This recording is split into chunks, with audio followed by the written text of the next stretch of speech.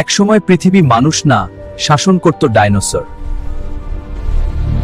Asia, Africa, America, পুরো পৃথিবী জুড়েই ছিল তাদের বিচরণ। কেউ 2 পায়ে দৌড়াতো, কেউ 4 পায়ে হেঁটে কাঁপিয়ে দিত মাটি।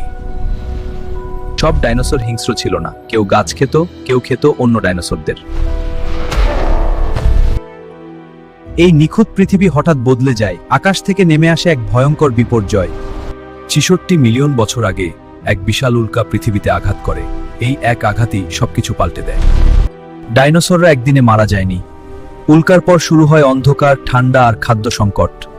গাছ মারা যায়, তারপর তৃণভোজী, শেষে শিকারী ডাইনোসর।